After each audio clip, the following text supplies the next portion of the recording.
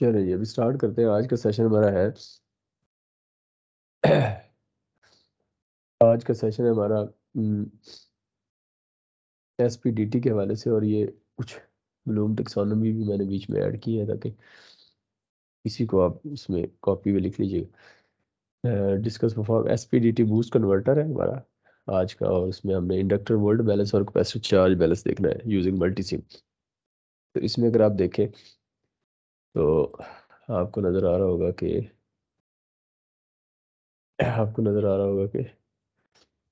इसके अंदर हमारे दो ऑब्जेक्टिव है। एक तो हमने एसपीडीटी देखना है, यानी स्विच जो है ना, single port double throw switch है, जो कि हमने थ्योरी में चूंकि ये पढ़ा है तो इसलिए हमने इसको स्किप किया है। ये लैब 7 थी लेकिन हमने इसको 4 में कर रहे हैं direct, just to synchronise the theory. तो single port double throw switch जो हमारे जिस तरह मॉसफेट लास्ट टाइम हमने यूज़ किया था, जो ट्रांजिस्टर है उनकी जगह हम उस स्विच को अगर एसपीडीटी या स्विच रिप्लेस करें तो वो कैसे काम करता है। तो एसपीडीटी जो कि बेसिक आपका वर्किंग आपको समझ आ जाएगी कि बजाय इसके कि हम ट्रांजिस्टर लगाएं तो उसकी जगह। तो ये तो उसके बाद हमारा ये देखें, इसके अंदर ऑब्जेक्टिव हमारे हैं इंडक्टर वोल्ट बैलेंस और capacitor charge balance. DC DC boost converter लिया हमने यूजिंग एसपीडीटी। हमने क्या किया कि इसको वो किया। तो अच्छा, उसके बाद यहाँ देखें तो observation of the effect of changing free switching frequency, frequency change करके और इंडक्टर और कैपेसिटर की वैल्यू चेंज करके हम देखेंगे रिपल वोल्टेज और रिपल करंट्स पे क्या फर्क पड़ता है। तो जो रिपल्स होते हैं ये पावर क्वालिटी को डिस्टॉर्ट करते हैं, और ये जो हमारी सप्लाई होती है इसके अंदर they play a very important role कि रिपल्स जो है वोल्टेज और करंट कम से कम होने चाहिए। तो वो रिपल्स का इम्पैक्ट जो है इंडक्टर और कैपेसिटर की चेंज करके वोल्टेज, कैपेसिटर की वैल्यू चेंज करके हम देखेंगे रिपल वोल्टेज के साथ इसका लिंक, और इंडक्टर के साथ करंट का, और इसी तरह फ्रीक्वेंसी का इसके साथ क्या लिंक है। तो फिर हम आखिर में एक डिज़ाइन करेंगे बूस्ट कन्वर्टर, और उस बूस्ट कन्वर्टर को डिज़ाइन करने के लिए हम ये करेंगे कि फॉर एग्जांपल एक पैरामीटर्स ये ले लेंगे। ये देखें, इस तरह ये पैरामीटर आपको नज़र आ रहे हैं। तो इसमें आपने ये करना है कि आपने मेरे साथ साथ ही मैंने तो ये डिज़ाइन किया होगा जिसमें इनपुट वोल्टेज हमने बूस्ट कन्वर्टर है ना, तो इसका मतलब 10 वोल्ट है तो आउटपुट 20 वोल्ट ही है, यानी बूस्ट होगी। तो आप इधर अपना रोल नंबर ले लीजिएगा। फॉर एग्जाम्पल आपका रोल नंबर क्या है? 117 है। तो 117 वोल्ट है, तो आप ये करें कि आप आउटपुट अपनी 117 वोल्ट ले लें, जो भी रोल नंबर है आपका, और आप इनपुट जो है ना उसकी हाफ ले लें। तो 117 आपकी आउटपुट वोल्टेज हो जाएगी। यहाँ मैंने 20 वोल्ट रखी हुई है, ठीक है ना। तो आप अपने मैनुअल में जिस तरह लिखेंगे तो आप 117 आउटपुट वोल्टेज ले लें, और उसका हाफ बनता है तकरीबन 58 है। हाँ, 58.5 जो है ना वो आपका इनपुट वोल्टेज हो जाएगी, ठीक है। तो वो वीजी आपकी हो जाएगी ये 58। तो ये आप इसको सामने रखते हुए आप ये फार्मूले, अभी 4-5 फार्मूले जो आपके यूज़ होने हैं, वो फार्मूले आपने ले लेने हैं इधर से। स्क्रीनशॉट ले लीजिएगा साथ साथ ही जैसे मैं बताऊंगा। तो वो फार्मूले आपने मल्टीसिम में उसकी वैल्यूज डालनी है। तो अब आप देखिए इसके अंदर तो ये जो है, इसको करने से पहले एक छोटी सी हम रिहर्सल कर लें। छोटा सा एक क्वेश्चन लेते हैं। फॉर एग्जाम्पल ये देखें, ये एक छोटा सा डिज़ाइन है हमारा। नहीं, ये नहीं।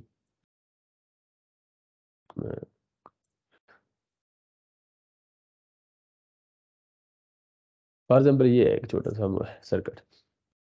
इस सर्किट में देखें आप तो इस सर्किट में आपको नज़र आ रहा है कि एक आपने डीसी वोल्टेज सोर्स लिया है, एक स्विच लिया है, एक कैपेसिटर लिया है, और एक आगे रजिस्टर है। साथ हमने मल्टीमीटर लगा दी, मल्टीमीटर से वोल्टेज ले रहे हैं। अब आप देखें, यहाँ से जो सर्किट है, ये जो है वोल्टेज से कैपेसिटर चार्ज होगा, और जैसे आप स्विच ऑन करेंगे, ये आगे से साइड हटा दें, आगे से अगर ये आगे ना रखें, आगे साइड। जी साहब, ठीक है, होनी है, ठीक से गए। मैं कॉल करा होनी है ऐसी।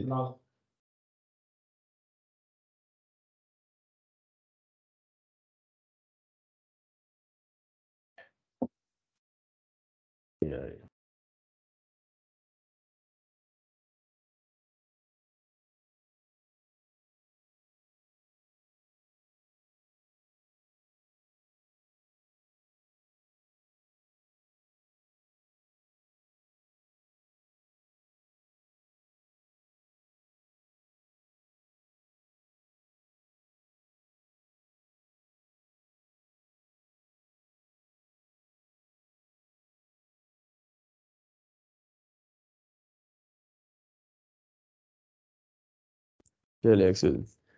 अब आप देखें इसके अंदर, तो हम, ये सर्किट है, या डीसी वोल्टेज अगर आप अप्लाई करेंगे तो कैपेसिटर चार्ज होगा। चार्ज हो जाए, एक दफ़ा चार्ज हो गया तो उसके बाद क्या होगा, अब हम स्विच को ऑफ करेंगे तो ये रजिस्टर के थ्रू डिस्चार्ज होगा। अब फॉर एग्जाम्पल हम इसको ऑन करते हैं और यहाँ से 12 वोल्ट दिया तो 12 वोल्ट पे चार्ज हो जाएगा। फॉर एग्जाम्पल अभी देखें यहाँ वोल्टेज आपकी माइक्रो वोल्ट यानी 0 वोल्ट ही है। 12 वोल्ट जैसे स्विच ऑन किया, ये देखें 12 वोल्ट पे आपका यहाँ सोर्स से कैपेसिटर चार्ज हो गया 12 वोल्ट। अच्छा, जैसे चार्ज हुआ है तो अब आप देखें इसके अंदर, तो चार्ज होने के बाद अब आप इस स्विच को ऑफ करें।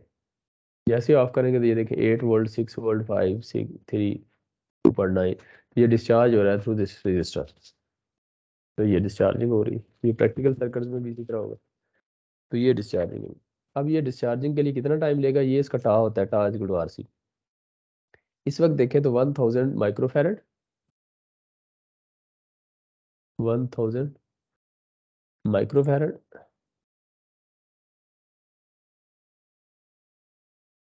1000 माइक्रोफेरेड और मल्टीप्लाई बाय 1000, ये टा कितना आएगा बोला कैलकुलेटर। 1000 और 1000 को मल्टीप्लाई करें तो ये 1000 माइक्रो मिली हो जाएगा। 1000 1 सेकंड आएगा, ऐसे ही है ना। तो टा 1 सेकंड है, इसका मतलब ये डिस्चार्ज जो इसका 63 पॉइंट कितना होता है, 63.2 होता है, कितना होता है। टा क्या होता है, टा इसका डिस्चार्ज होता है ना। तो कितना होता है वो, किसी को पता है? कोई बोलो ना यार, आप में से कोई, कोई आप में से जो ऑनलाइन ले रहे हैं क्लास। टा जो है, कैपेसिटर डिस्चार्ज टाइम टा, ये जो है ना वो 63.2 होता है, कितना होता है यार, 63.2 ही है, हाँ, ये देखें। तो ये टा जो है आपका 63.2, टा यानी टाइम है। टा अगर निकालें, जो कि हमने आरसी निकाला है, जो कि 1 सेकंड आया था, यानी इसका मतलब 1 सेकंड के अंदर ये जो चार्ज होगा वो आपका 63.2, यानी इसकी टोटल जो चार्ज है, टोटल आपकी जो वोल्टेज है उसका 63.2 वोल्ट ये चार्ज हो जाएगा, ठीक।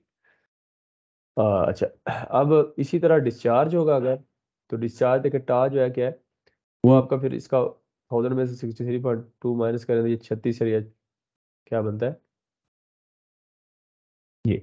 तो ये इसका डिस्चार्ज रह जाएगा 36.8 ऑफ द टोटल वोल्टेज, जो भी आपका चार्ज होगा उसके अंदर कमुलेट, वो आपका टा के बाद वो उस टाइम के बाद उतना चार्ज इसके अंदर होगा, बाकी डिस्चार्ज हो चुका होगा। तो ये टा है। अब टा को अगर हम बढ़ा दें, टा को फॉर एग्जाम्पल हम ये करें कि ये टाइम जो है रजिस्टर की वैल्यू हम पहले 1000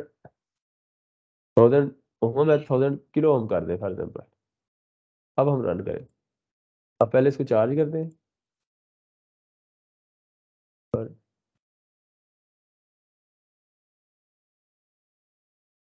पहले फॉर एग्जाम्पल हम इसको चार्ज करते हैं 1000 हम चार्ज किया, रन करें और इसको चार्ज करें तो ये देखिए 12 वोल्ट पे चार्ज हुआ। 1000 रखा है तो अब देखिए इसका तकरीबन 1 सेकंड की बजाय 1000 सेकंड आएगा, ठीक है। अब डिस्चार्ज आहिस्ता होगा, अब स्विच ऑफ करें, ये देखिए 11.9, 11.98, 11.7, 97, 11.96, तो ये डिस्चार्ज होने में काफ़ी टाइम ले रहा है। तो ये यानी 63.2% जो है उस तक, उतने परसेंट डिस्चार्ज होने में। और अगर कंप्लीटली डिस्चार्ज हो रहा है या कंप्लीटली चार्ज करना है तो उसका टाइम कितना लेगा, उसके लिए जो है ना वो 5 टा होता है। तो ये चीज़ हमने देखी यहाँ कि टा की वैल्यू हम जो है वो उसको टाइम को बढ़ाने से, ये देखें अभी तक 11.7 ही है 12 वोल्ट से। ये डिस्चार्ज अगर इसका मैं कम कर दूँ, फॉर एग्जाम्पल इसको मैं फॉर एग्जाम्पल करता हूँ 100 ओम कर दूँ। अब इसको रन करते हैं, ये वोल्टेज आप देखो फॉरन मिली वोल्ट में चला गया और माइक्रो डिस्चार्ज हो गया। तो ये अब आपने देख लिया कि ये इस तरीके से ये सर्किट आपका काम करता है। इसके बाद अगले सर्किट में जाते हैं। फॉर एग्जाम्पल ये देखें, इस सर्किट में देखें तो ये हमने एक फंक्शन जनरेटर लगा दिया फॉर एग्जाम्पल ये।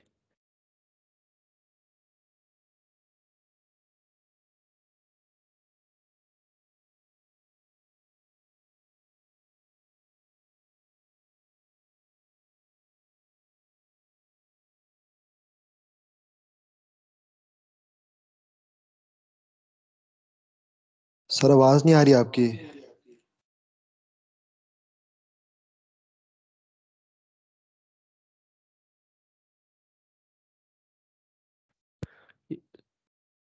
ये हाल है, तो मैंने माइक म्यूट किया हुआ है, तो ये इतनी देर हो गई है, तो ये चुप करके बैठे हैं। ये हालत चेक कर लो यार, नहीं सर, अभी वरना हुआ है। बता तो देता। हुआ था।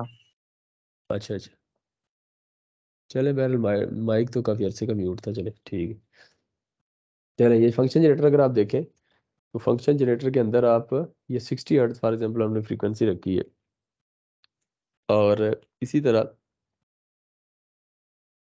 ड्यूटी साइकिल 50 है। 50 का मतलब ड्यूटी साइकिल आपकी पॉजिटिव और नेगेटिव साइकिल इक्वल होंगे। 90% रखो, जैसे लास्ट टाइम रखा था हमने, तो 90% ड्यूटी साइकिल का मतलब है कि 90% सिग्नल ऑन है, यानी सिग्नल जो है ना वो पॉजिटिव है, उसके बाद आपका नेगेटिव में आएगा। और इसी तरह एम्पलीट्यूड टू वोल्टेज पीक रखा हुआ है हमने, और इसी तरह टू ऑफसेट है। ऑफसेट का मतलब है कि ये आपने इसको 2 वोल्ट ऊपर शिफ्ट कर दिया है, तो ये नेगेटिव साइकिल भी आपका वो हो जाएगा, आपका क्या नाम है, पॉजिटिव में चला जाएगा। अच्छा, ये फंक्शन जनरेटर है, इसमें आप इस तरह सेटिंग कर सकते हैं। और इसी तरह इसके अंदर हमने किया गया है, सिंपल हमने एक रजिस्टर लगाया और कैपेसिटर लगाया हुआ है। अब रजिस्टर के अक्रॉस हमने चैनल ए लगा दिया ऑसिलोस्कोप का। ये देखें, ये चैनल ए लगा हुआ है। चैनल ए का पॉजिटिव देखें तो इधर हम रजिस्टर के इस साइड पे, और नेगेटिव ग्राउंड किया। बी चैनल देखें तो कैपेसिटर के क्रॉस लगाया हुआ है। अब इसको हम रन करते हैं। जैसे ही रन किया तो आपने देखा कि ये सिग्नल, अगर इसको नॉर्मल करके ना इधर क्लिक करें और ये आ जाए, रिवर्स कर लें ये वाइट। अब आप देखें, चैनल ए ले लें, चैनल बी को भी जीरो कर दें, तो चैनल ए देखें तो आपका क्या है, रजिस्टर के क्रॉस, ये रजिस्टर के क्रॉस वोल्टेज आ रही है। अब चैनल बी देखें अगर आप, ये कैपेसिटर का, चैनल ए को ऑफ करें, तो ये देखिए कैपेसिटर थोड़ा टाइम ले रहा है चार्ज होने में, ऐसे ही है ना। ये देखिए कैपेसिटर जो है ना आपका, ये देखिए चार्जिंग डिस्चार्जिंग, ये देखिए चार्ज होने के टाइम लेता है। ये टाव पे डिपेंड करेगा कितना चार्ज। और उसके बाद ये फुली जब चार्ज हो जाएगा यहाँ, इसका मतलब वो 5 टा होगा, वो भी हम निकाल लेंगे आगे। तो ये इस तरीके से चार्जिंग डिस्चार्जिंग आप इसकी देख सकते हैं। तो अब जो है, अब हम ये करते हैं कि,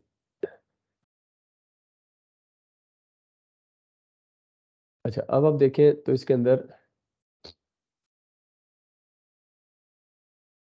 ट्रांजिएंट मोड के अंदर हम इसको, इसी सर्किट को ट्रांजिएंट मोड में हमने ये वोल्टेज ले ली कैपेसिटर के क्रॉस, और ट्रांजिएंट वोल्टेज में जस्ट हमने 0.01 एक टाइम ले लिया। फॉर एग्जाम्पल अगर 50 हर्ट्ज हो, इसको रन करें, तो ये देखिए आपको एक साइकिल नजर आ रहा है जिसमें चार्जिंग हो रही है। और उसके बाद अब ये चार्जिंग डिस्चार्जिंग जो है, ये 50 हर्ट्ज फ्रीक्वेंसी रखी है ना हमने, तो टाइम हमने चूंकि रखा है अगर इसको 50 कर दें, चलो 50 कर दें, रन करें, ये देखिए 50 पे अभी वो टाइम चूंकि 10 मिली रखा है ना हमने, तो 50 पे इसका एक पूरा पॉजिटिव नेगेटिव साइकिल देखने के लिए हमें कितना चाहिए, 20 मिली सेकंड चाहिए ना, 0.02 करना पड़ेगा। ये देखिए, तो ये इस तरीके से आपका एक साइकिल, ज़्यादा करने हैं आपने 0.04 कर दे, इसको रन करें। इस तरह ये साइकिल आपके आते रहेंगे, चार्जिंग डिस्चार्ज। फिलहाल हम एक ही देखते हैं, ये। अब आपका ये टाइम आपने देखना है फॉर एग्जाम्पल, तो टाइम देखने के लिए आप ये करेंगे, अगर ड्यूटी साइकिल में चेंज करूँ, लास्ट टाइम भी किया था लेकिन चलिए करके एक दफ़ा देख लेते हैं। ये देखिए, ड्यूटी साइकिल चेंज करेंगे तो देखिए पॉजिटिव साइकिल आपका वो बढ़ गया 80 टाइम्स, 80% ड्यूटी साइकिल है, ठीक है। और इसी तरह अगर आप एम्पलीट्यूड चेंज करें, एम्पलीट्यूड तो देखें ये इस वक्त आपका 4 है, यानी वी पीक जो है आपकी वो 2 है, तो उसका पीक टू पीक कितना आ जाएगा, 4 आ जाएगा, ठीक है। ये पीक 4 to 4 आ रहा है। और अगर ऑफ साइड में 0 करूँ, आपने देखा ये शिफ्ट हो गया, यानी 0 अब इस वक्त यहाँ आ गया दरमियान में, 0 ये ग्रिड ऑन कर, ये 0 है। 0 से 2 वोल्ट ऊपर और 2 नीचे। लेकिन अगर अब आप ऑफसेट 2 कर दूं, तो नीचे नेगेटिव भी पॉजिटिव पे चला जाएगा, ऐसे ही है ना। ये देखिए, अब 0 से शुरू हुआ है, ये 0 से शुरू हुआ, और नेगेटिव जो साइकिल था वो भी 0 से ऊपर ही है, समझ रहे। ये वो चीज़ आपको नज़र आ रही। ऑफसेट अगर मैं 0 करूँ तो ये जस्ट आपका पॉजिटिव नेगेटिव। अच्छा, अब आप देखें, इसके अंदर देखना ये चाह रहे हैं हम कि इसके अंदर आपका टॉ कितना है। टा निकालते हैं। फॉर एग्जाम्पल हमने ये वैल्यू कितनी रखी है, 1 माइक्रोफैरड और 350 ओम रखी है रेजिस्टेंस। तो 1 माइक्रो और 350 कितना बनता है, 350 माइक्रो बन गया, ऐसी है ना। 350 माइक्रो का मतलब है कि 0.35 मिली मिली सेकेंड, 0.35 या 350 माइक्रो ही कर लें। तो इधर कर्सर लें और 350 माइक्रो पे ले जाएं, इसको सेट वैल्यू करें एक्स 350 माइक्रो, 350 माइक्रो। अब 350 माइक्रो पे हमने ये कर लिया इसको। अब हम देखें ये 350 माइक्रो पे इसकी वोल्टेज कितनी है, ये 2.5 कितनी है, ये एग्जैक्ट हम देख लेते हैं। यहाँ 2.46 आ रही है, देखिए 350 माइक्रो है, यहाँ x2 और y2 जो है कर्सर 2 यूज़ किया, 2.4698 ये आनी कितनी चाहिए, क्योंकि ये 63 पॉइंट टा क्या होता है 63.2, हम 63.2 निकालते हैं ना इसका, कितना आएगा 0.632 मल्टीप्लाई बाय आपका 2 वोल्ट पीक है ना, और 4 वोल्ट पीक टू पीक है। तो 4 करें कितना बनता है, तो 2.52 बन गया, ठीक। तो अब आप देखें 2.52 है, तो हमारी इधर आ रही है 2.46। तो अप्रॉक्सीमेट तकरीबन वो थोड़ा सा फर्क होगा, जैसे डाटा शीट और मल्टी सिम में फर्क होता है, फिर मल्टी सिम से हार्डवेयर में जाएंगे थोड़ा सा और। तो ये आपने देखा कि इस तरीके से आप निकालते हैं इसका टा। अच्छा, इसका जो 5 टा होगा, 5 टा कितना होगा, यानी 5 टा का मतलब ये फुली चार्ज हो चुका होगा। 5 टा कितना होगा, 350 माइक्रो सेकंड है ना। तो 350 को मल्टीप्लाई कर देते हैं 5 टा से, तो ये 1750 माइक्रो सेकंड। तो अब हम सेट वैल्यू करते हैं इसकी 1750। तो 1750 जो होगा, ये देखिए, अब ये देखिए, ये 1750 पे आपने देखा कि ये फुली चार्ज हो गया, और वो कितना है 3.98 है, तकरीबन उससे थोड़ा सा कम है। हालांकि 4 होना चाहिए, पीक टू पीक 4 बनती है ना, 2 वोल्ट है अगर तो 3.98 ये। तो ये इस तरह आपने देखा कि 5 टा पे ये फुली चार्ज है, और उसके बाद ये आप इस तरह देख सकते हैं कैपेसिटर किस तरीके से ये बिहेव करता है। अच्छा, अब मैं इसकी फ्रीक्वेंसी को चेंज करता हूँ। तो फ्रीक्वेंसी चेंज करने से आप मुझे बताएंगे क्या फर्क पड़ा है। फॉर एग्जाम्पल ये फ्रीक्वेंसी में 50 के बजाय 6 कर देता हूँ, या इसको 50 के बजाय 25 कर देता हूँ, फॉर एग्जाम्पल हाफ कर, तो क्या फर्क पड़ा है। टाइम हम थोड़ा सा इसका 0.4 0.8 कर लेते हैं, ठीक है। अब आप देखें, ये मैंने 25 हर्ट्ज की बजाय पहले 50 करते हैं, ताकि आपको ये ये पहले 50 की है, ठीक है। अब मुझे आप बताएं कि 50 पे ये बिहेवियर बिहेवियर है इसका, चार्जिंग डिस्चार्जिंग का, और अगर मैं इसकी जगह 25 हर्ट्ज कर दूं, क्या फर्क पड़ा है, नजर किसी को समझ आई। और अगर इसकी जगह 5 हर्ट्ज कर दूं, और इसकी जगह मैं 50 की जगह 100 हर्ट्ज कर दूं, कोई ये बिहेवियर बता सकता है कि क्या हो रहा है। फ्रीक्वेंसी ज्यादा करेंगे तो पॉजिटिव साइकिल आपके बढ़ेंगे ना, पॉजिटिव नेगेटिव। तो बढ़ने से क्या होगा कि इसका जो चार्जिंग है, अभी वो चार्ज हुआ ही नहीं होगा तो डिस्चार्ज शुरू हो जाएगी। समझ रहे हैं इसकी बात। इसको मैं अगर 500 हर्ट्ज करूँ, ये देखिए, अब थोड़ा सा वो चीज़ नजर आ रही है, देखिए अभी वो चार्ज ही हुआ था कि 500 हर्ट्ज फ्रीक्वेंसी ज़्यादा की, तो वो बजाय बजाय इसके सस्टेन करता, तो फिर दोबारा डिस्चार्ज, क्योंकि पॉजिटिव नेगेटिव साइकिल फ्रीक्वेंसी बढ़ाने से बढ़ गया। तो पॉजिटिव साइकिल का भी चार्ज हो रहा था, तो नेगेटिव साइकिल आ गया, तो कैपेसिटर का बिहेवियर भी इस तरह का हो जाएगा। समझ रहे। तो ये आपने फ्रीक्वेंसी बढ़ाने से आपको आइडिया होगा कि इस तरह का बिहेवियर आप देखेंगे। अच्छा, उसके बाद हम देखते हैं नेक्स्ट।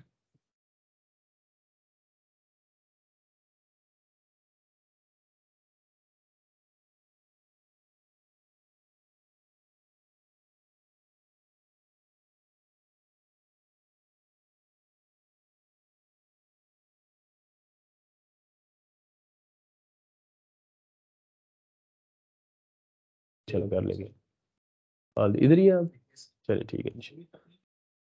अच्छा भी है, ठीक है, चलिए ये करें ना, ये प्रोसेस तो करें ना, चलो। अच्छा, ये देखिए, अब आप, ये मैंने बेसिक चीज़ें बताई, अभी ऑब्जेक्टिव की तरफ नहीं आया हूँ।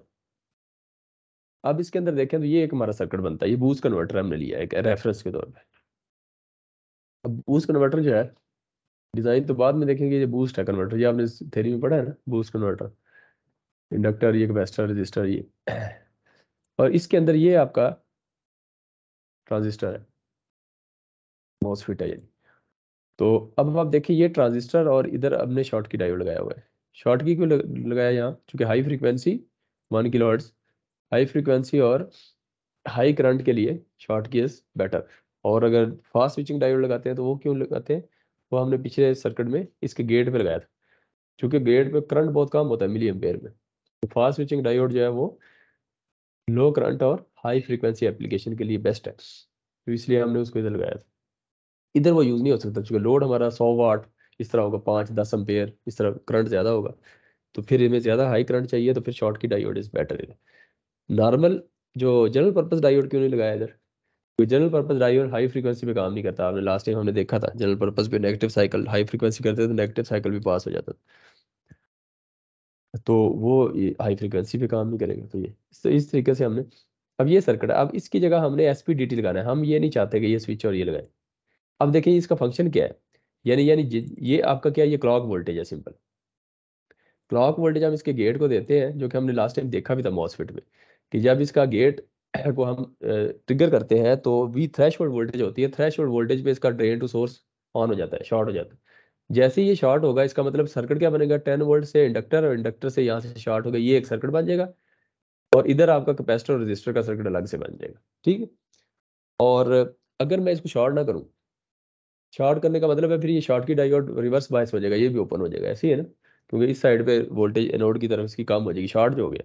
अच्छा अब आप देखिए, अगर इसको मैं, इसको गेट की वोल्टेज इसकी कम हो, यहाँ से मैं ट्रिगर करूँ, वोल्टेज थ्रेशोल्ड से कम हो, तो ये ड्रेन टू सोर्स ओपन होगा। ओपन का मतलब ये सर्किट ओपन हो गया, इसका मतलब यहाँ से आप सर्किट क्या बन गया, 10 वोल्ट से इंडक्टर, इंडक्टर से ये, चूंकि इस साइड पे एनोड पे, तो ये फॉरवर्ड बायस हो गया, ये भी शॉर्ट हो गया। तो ये सर्किट इस तरह शॉर्ट हो गया, कैपेसिटर और रजिस्टर के साथ लिंक हो गया, ये दरमियान में ट्रांजिस्टर निकल गया। इसको हम एक एसपीडीटी, जो हमारा मेन टारगेट है, सिंगल पोल डबल थ्रू से हम इसको करना चाह रहे हैं। ये मैंने वैसे सर्किट दिखाया, अब इसके पैरेलल में वो सर्किट बनाना चाहे तो वो कैसे बनाएंगे, वो सिंपल ही सर्किट इस तरह का बनेगा, ये देखिए, ये ऐसे बना लिया हम। ये क्या कि एक सिंगल वो डबल इधर भी लगा सकते हैं, ये इस साइड जिधर भी लगाए, ये देखिए। अब इंडक्टर से अगर हम इसको भी हम देखें, इसको हमने, ये जो है ना, ये जो, ये कहाँ से आया, voltage controlled single pole double throw switch है, सिंपल नहीं है, वोल्टेज कंट्रोल्ड है। ये कहाँ से आएगा, ये देखिए, यहाँ से बेसिक्स में स्विच के अंदर है ये एसपीडीटी, वोल्टेज कंट्रोल एसपीडीटी लिखा हुआ है। अच्छा इसमें क्या है कि ये देखिए, वन पोजीशन पे होगा, तो ये इस, ये जन 10 वोल्ट इंडक्टर और ये शॉर्ट हो जाएगा, ऐसे ही ना, दूसरा ओपन है। तो वही मॉसफेट को जब थ्रेशोल्ड वोल्टेज से ज़्यादा देंगे उसके गेट पे, तो जो फिनोमेना यहाँ होगा, वही हमें इधर से अवेल कर सकते हैं। और जैसे ही इसको वन की बजाय टू पोजीशन पे करेंगे, तो ये वो काम करेगा कि वो इधर जिस तरह इधर शॉर्ट की फॉरवर्ड बायस हो गया था, ये ओपन था, क्योंकि थ्रेशोल्ड वोल्टेज से कम थी वीजी, तो ये इधर से सर्किट, तो वही जो आपका मॉसफेट है, वही काम हमारा एसपीडीटी से चल सकता है। तो एसपीडीटी से हम इसको बेसिक समझना चाह रहे हैं। अब आप देखिए, इसके अंदर भी हमने क्लॉक वोल्टेज ही लगाई है, हमने इसको क्लॉक वोल्टेज से, फॉर एग्जाम्पल 1 किलोहर्ट्ज रखी है। ये ड्यूटी साइकिल हम चेंज करेंगे, ड्यूटी साइकिल मैंने आपको शुरू में बताया कि 80% रखा था, तो 80% क्या हुआ है, वो आपका 80% पे वो कर रहा है, क्या नाम है, 80% उसका पॉजिटिव साइकिल, और 20% जो भी रखेंगे। तो ये ड्यूटी साइकिल हम अभी डिजाइन करेंगे सर्किट, तो उसमें हम देखेंगे। वोल्टेज 10 वोल्ट फॉर एग्जाम्पल रखी है हमने, आपने अपने रोल नंबर के हिसाब से रखनी है। आपने हाफ रोल नंबर से हाफ इनपुट रखनी है, और जो रोल नंबर है वो आपकी आउटपुट वोल्टेज होगी। राइज फॉल को छोड़ दे फिलहाल, तो ये आपका, तो ये आप इस, अब आप इसके अंदर देखें, वो इसको हम जो है वो रन कर दें। अब आपने रन किया, तो ये देखें इस वक्त आपकी ये वोल्टेज, अब ये पहले हम, इससे पहले ना कि इसको रन करें, हम इसको डिज़ाइन करते हैं। अब ये देखें स्विच वही काम करेगा कि, अब इसके अंदर देखें, तो इनपुट वोल्टेज 10 वोल्ट दी है, चूंकि 20 वोल्ट पे डिज़ाइन किया है, तो ये तकरीबन 23 वोल्ट दे रहा है, ठीक है। क्यों दे रहा है, अभी हम इसको डिज़ाइन कर लेते हैं पहले, कि ये इंडक्टर की वैल्यू, कैपेसिटर की वैल्यू, रजिस्टर की वैल्यू, और इधर से हमने ड्यूटी साइकिल कितना देना है, कि ये वोल्टेज हमारी रिक्वायर्ड मिले जो हम चाह रहे हैं। इन 10 वोल्ट तो मैंने 20 रखी थी, इस तरह आप अपनी चेंज कर सकते। अब आप फॉर एग्जाम्पल, मैं इधर सर्किट में जाता हूँ, अब आपको मैं ये कहता हूँ कि आप इसमें ये इनपुट वोल्टेज डालें, आप मतलब आप वीजी अपना रोल नंबर लिख लें, इनपुट वोल्टेज आप वीजी 10 की बजाय अपना रोल नंबर लिख लीजिएगा। आउटपुट वोल्टेज पे आप 20 है तो आप अपने रोल नंबर और इनपुट वोल्टेज आप उसका हाफ। आउटपुट करंट आपका 5 एम्पेयर ही है, ठीक है। तो 5 एम्पेयर का मतलब है कि आउटपुट वोल्टेज 20 हो अगर और आउटपुट करंट 5 हो तो रजिस्टर कितनी वैल्यू का लगाएंगे हम? तो हम लास्ट निकाल लें आप, कितना आना चाहिए?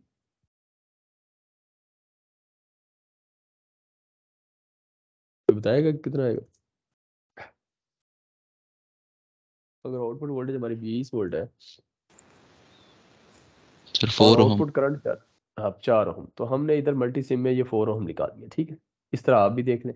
आपकी चूंकि आउटपुट वोल्टेज डिफरेंट है, आप अकॉर्डिंगली अपने रोल नंबर के हिसाब से, फॉर एग्जाम्पल आपका 117 रोल नंबर है तो 117 इधर भी आउटपुट होगी। करंट हमने एक 5 एम्पेयर रखना है, तो 117 डिवाइड बाई 5 करेंगे तो आपकी रेजिस्टेंस आ जाएगी, वो आप सर्किट में लगाएंगे, ठीक है। या मैनुअल में जब करेंगे तो ये आप ये वैल्यूज डाल के तो उसमें आप उसमें एनालिसिस करेंगे। तो अब आप देखें इसके अंदर। अच्छा अब देखें, मैं 5 एम्पेयर का लगाया तो मेरा कितने वाट का लोड मैंने सर्व कर रहा हूँ, कितने वाट का लोड डिजाइन कर रहा हूँ, कितने लोड के लिए बूस्ट कन्वर्टर डिजाइन कर रहा हूँ, ये लोड कितना है? पी इज गुड वी आई होता है ना, 20 × 5 100 वाट का मैंने लोड किया। लेकिन आपका 117 है अगर फायर नंबर, तो इसको 5 से मल्टीप्लाई करेंगे कितना आता है? तो तकरीबन 500 वाट या 600 वाट का ये सिस्टम डिजाइन कर रहे हैं, ठीक है। 550 से 600 वाट, 550, तो ये आप इनका वाट का सिस्टम, ठीक है। तो ये इस तरीके से आपका, आपको लोड जो है वो किसी भी लोड के लिए, जैसे घर के अंदर आप देखें तो ये बूस्ट कन्वर्टर की एप्लीकेशंस क्या है। फॉर एग्जांपल आप इलेक्ट्रिक व्हीकल की बात हो रही थी कि उसके अंदर आप यूज़ करते हैं कि डीसी मोटर है, उसकी स्पीड को बढ़ाना है, यानी इलेक्ट्रिक व्हीकल या गाड़ी या कार है उसको स्पीड को बढ़ाना है, तो मोटर जो डीसी मोटर लगी होती है उसकी वोल्टेज को बढ़ाए तो जो है ना वो ये बूस्ट कन्वर्टर वहाँ यूज़ होता है। तो आपने बूस्ट कन्वर्टर डिज़ाइन अगर आज सीख लिया तो इसका मतलब है कि आप कोई भी किसी भी वोल्टेज पे आपने कोई चीज़ डिज़ाइन करनी है, थोड़ी वोल्टेज आपके पास है, यानी बैटरी की वोल्टेज 12 वोल्ट होती है ना, या गाड़ी की वोल्टेज छोटी वोल्ट बैटरी अगर लगी हो तो 12 वोल्ट को आपने, डीसी मोटर को आपने ज़्यादा वोल्टेज देनी, 20 वोल्ट देनी, 12 से 20 करनी है, 12 से 50 करनी है, एक रेंज ही होती है लिमिट। 12 से 40 वोल्ट है, 12 से 30 वोल्ट, मतलब आपने वोल्टेज को ज़्यादा करना है तो बूस्ट कन्वर्टर आपको डिज़ाइन करना पड़ेगा। तो वो डिज़ाइन आप आज देख लेंगे कि कैसे डिज़ाइन करते हैं किसी भी वोल्टेज पे इनपुट और आउटपुट। अच्छा इसमें आउटपुट करंट मैंने 5 एम्पेयर रखा है, इसको भी चेंज कर सकते हैं, लेकिन फिलहाल मैं ज़्यादा कॉम्प्लिकेट नहीं कर रहा, मैंने सिर्फ आपकी इनपुट वोल्टेज और आउटपुट वोल्टेज चेंज की है। आउटपुट वोल्टेज आपने अपना रोल नंबर रखना है और इनपुट वोल्टेज आपकी उसके रोल नंबर का हाफ होगा। बाकी पैरामीटर आपने चेंज नहीं करने, वरना और भी अगर चेंज करना चाहे आउटपुट करंट भी चेंज कर सकते हैं। वो डिपेंडिंग ऑन कि मैं आप ये साथ कह दूं, मैं आपको ये कह दूं कि आपके रोल नंबर ये है और लेकिन आपने 1000 वाट का सिस्टम बनाना है, यानी लोड आपका 1000 वाट का जिसको सर्व करना है, तो आप फिर आउटपुट करंट उस हिसाब से मैनेज करेंगे। फॉर एग्जाम्पल इधर भी देखें तो 1000 वाट का मैं इधर इस केस में कह दूं तो 1000 डिवाइड बाई 20, तो ये आपका 50 एम्पेयर आ जाएगा आउटपुट करंट। इस तरह क्वेश्चन आपके चेंज हो सकते हैं। रिपल वोल्टेज, वोल्टेज के अंदर जो रिपल है वो आपके 1% रखे। 1% का मतलब है ये आउटपुट रिपल है, यानी वोल्टेज आपकी आउटपुट क्या है 20 वोल्ट, तो 20 वोल्ट का 1% क्या होगा, ये रिपल वोल्टेज को डेल्टा वी कहते हैं, ठीक है, और रिपल करंट को डेल्टा आई। तो फार्मूले में चूंकि डेल्टा वी और डेल्टा आई यूज होंगे तो कैसे निकालेंगे डेल्टा वी? रिपल वोल्टेज 1% है और डेल्टा वी क्या आएगा, 1% ऑफ आउटपुट वोल्टेज 20 वोल्ट, आपकी डिफरेंट होगी। तो 21% और 20 क्या आएगा, 0.2 आएगा, तो डेल्टा वी 0.2 आ गया, ठीक है, ये फार्मूले में भी यूज होगा।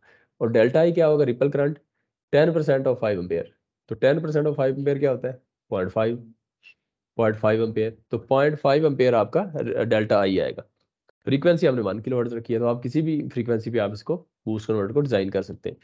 तो हमने ये रिक्वायरमेंट रखी है, मैं यही इसी पे डिजाइन करूंगा। आपने इनपुट और आउटपुट वोल्टेज अपने रोल नंबर के साथ रखनी, बाकी चीजें आप चेंज ना करें, आप चेंज करके भी देख सकते हैं, ठीक है।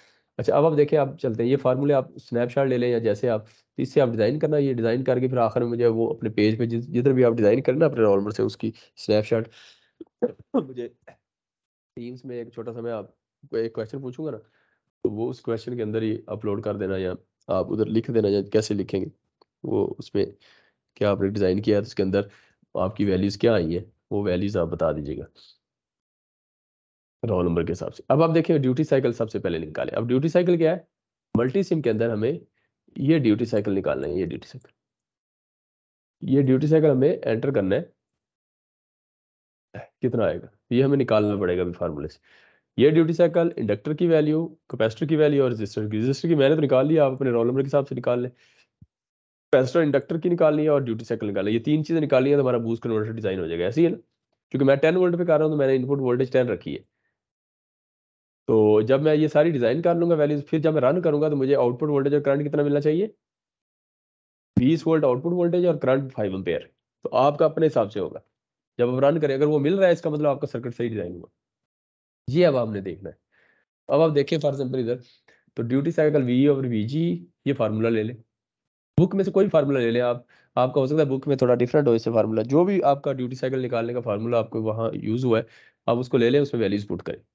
अब ये थोड़ा कम्प्लेक्स फार्मूला है, लेकिन आप देखें तो इसके अंदर हमारा डायोड फॉरवर्ड वोल्टेज ड्रॉप 0.7 लिखा हुआ है, तो 0.7 नहीं है वीडी क्योंकि हम ये सिंगल पोर डबल थ्रू स्विच यूज कर रहे हैं, हम ये मॉसफेट यूज नहीं कर रहे हैं, तो इसलिए इसका जो डायोड, ये जो शॉर्ट की डायोड है, इसका फॉरवर्ड वोल्टेज ड्रॉप 0.7 हम नहीं लेंगे, ऐसे ही है ना। तो हम जीरो लेंगे, जब वीडी जीरो लेंगे तो ये पूरा अगला रिलेशन आपका जीरो हो जाएगा, ऐसे ही है ना।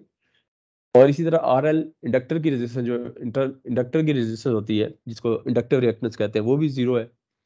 इस तरह आर ऑन मॉसफेट की, आर ऑन जब मॉसफेट ऑन होता है तो वो बिल्कुल शॉर्ट नहीं होता, उसके दरम्यान भी कुछ ना कुछ रेजिस्टेंस होती है, 0.2 है। ये रियलिस्टिक है, प्रैक्टिकल है। वरना हम इसको भी चूंकि मॉसफेट यूज नहीं किया, मॉसफेट यूज करेंगे तो 0.2 रख सकते हैं, या इसकी डाटा शीट पे देखेंगे कि और ऑन कितनी है डाटा शीट पे, ठीक है।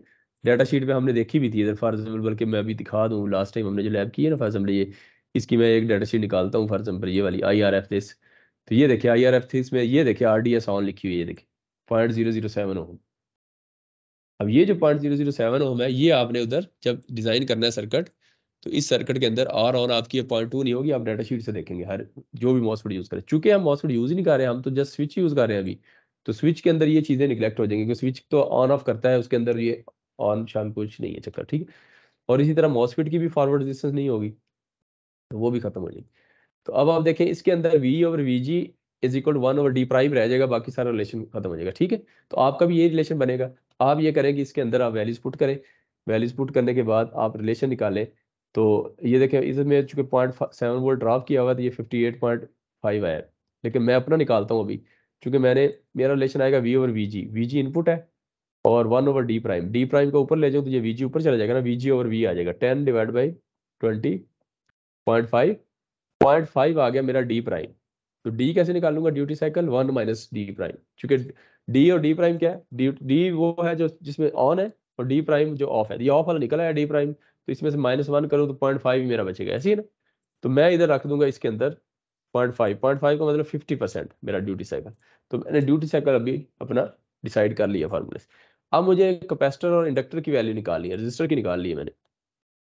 अब इंडक्टर की वैल्यू निकालनी है, तो ये मेरे पास फार्मूला है, L is equal we ji over 2 delta I L D T. Delta I L मैंने वही बताया था कोई रिपल करंट, तो वो 10% हमने चुके रखा है, तो 10% उसका कितना आता है, ये देखिए 10% है ना, तो 10% ऑफ 5 एम्पेयर कितना आएगा 0.5।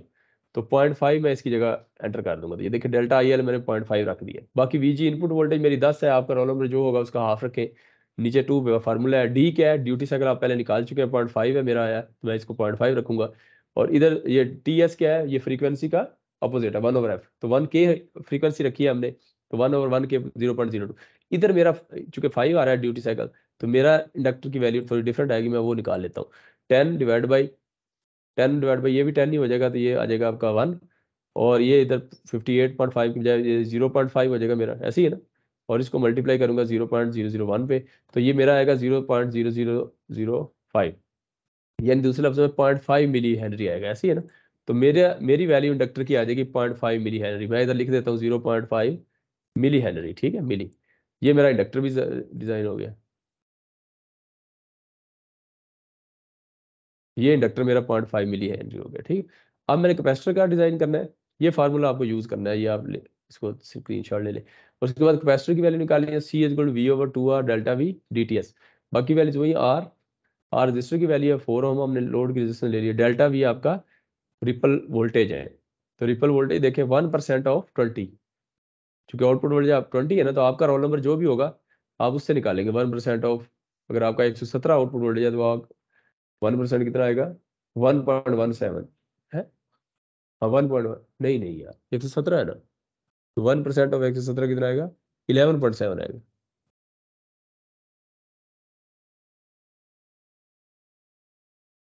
1 पॉइंट,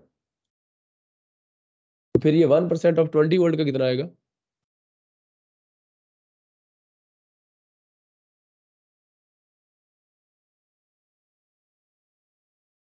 यार 1% क्या था? 1/100, 1/120, तो 0.2 आता है। तो 117 डिवाइड बाई 100,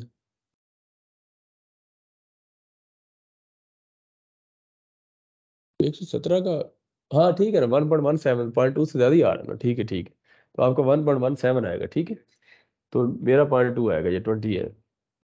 तो अब इसमें वैल्यू पुट करें, फॉर एग्जाम्पल ये देखें, इसमें ड्यूटी साइकिल मेरा चेंज है, 20 डिवाइड बाई ये क्या है, 8 16, 1.6 आ जाएगा ना ये। तो 20 डिवाइड बाई 1.6 मल्टीप्लाई बाई 0.5 करता हूँ, मल्टीप्लाई बाई 0.001, ये आ गया 0.00625। ये आपका कितना आ गया? फैरड में आ गया। तो मिली में निकालूंगा तो इसको 6.25 मिली हेनरी आ जाएगा। इसका मतलब यहाँ मैं लिख देता हूँ 6.25 मिली हेनरी, ठीक है। ये मेरा, यस, तो ये मेरा कैपेसिटर डिजाइन हो गया। तो मेरा ये बूस्ट कन्वर्टर इस वक्त डिजाइन हो गया है, सही है। इसका मतलब ये होगा कि अब मैंने 10 वोल्ट पे मैंने डिजाइन किया, 10 वोल्ट इनपुट पे, और आउटपुट मेरी है इस वक्त 20 वोल्ट। तो मैं इसको रन करता हूँ तो मेरी 20 वोल्ट आनी चाहिए। रन करें।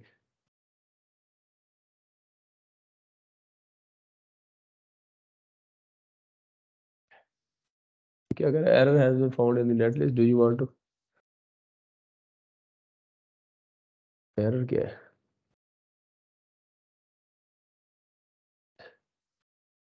अच्छा, एरर जो है ना, मुझे लगता है कि इसमें स्पेस तो नहीं दी हमने, स्पेस की वजह से शायद। हाँ ये देखिए, स्पेस नहीं देनी है, जो इंडक्टर की वैल्यू और कैपेसिटर की वैल्यू रखनी है ना आपने, इसमें बीच में मिली जो है उसमें स्पेस ना दे, वो उससे एरर दे रहा है। अच्छा चलिए, अब देखें 10 वोल्ट पे किया तो देखिए आउटपुट 19.9, 20 वोल्ट मेरा डिजाइन बिल्कुल एग्जैक्ट बेहतरीन डिजाइन हुआ है मेरा, यानी जो मेरी रिक्वायर्ड वोल्टेज है वो उस पे आ रहा है। और करंट कितना मेरा आउटपुट करंट, देखिए मैंने डिजाइन किया है इसको 20 वोल्ट और 5 एम्पेयर में।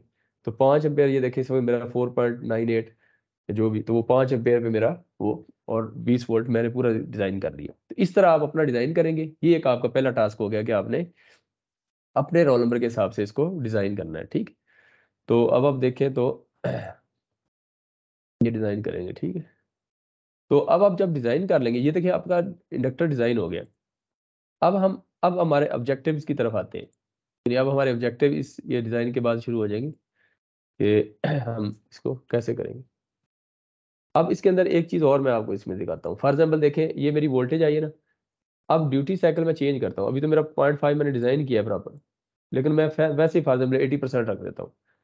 तो अब रन करता हूँ तो देखिए मेरी वोल्टेज 47 पे चली गई, और आउटपुट करंट भी डिफरेंट, ठीक है। तो आपको ये समझ आई कि आपका अगर वोल्टेज में जिस तरह मेरा थोड़ा सा फर्क आ रहा था ना, तो ड्यूटी साइकिल को चेंज करके, क्योंकि ड्यूटी साइकिल का मतलब यही है कि 80%, यानी ऑन ज्यादा टाइम रहेगा तो आउटपुट वोल्टेज आपकी ज्यादा होगी। तो आप जब भी सिमुलेशन या सर्किट जो भी आप बनाए, क्योंकि उसको हार्डवेयर पे बनाने से पहले आप सिमुलेशन भी करेंगे, तो वहां आपने उसका ड्यूटी साइकिल चेंज करना होता है। आउटपुट वोल्टेज रिक्वायर्ड लेने के लिए आप उसका ड्यूटी साइकिल चेंज करेंगे, चेंज करके आप अपनी रिक्वायर्ड आउटपुट वोल्टेज जो है वो ले सकते हैं। तो ये देखिए, इस तरह ड्यूटी साइकिल कम करूंगा, फॉर एग्जाम्पल मैं इसको 5% कर देता हूँ, तो ड्यूटी साइकिल, तो ये देखिए इस वक्त वोल्टेज 10 रह गई है, 10.5, क्योंकि बूस्ट कन्वर्टर है तो 10 है तो 10.5 थोड़ी सी वोल्टेज वो बूस्ट ही करेगा। और इसको 5 की जगह 1% करूँ फिर क्या करता है, तो ये देखिए 10.1, समझ रहे। तो आपने उसने चूंकि बूस्ट है, बाक होता तो कम रखता।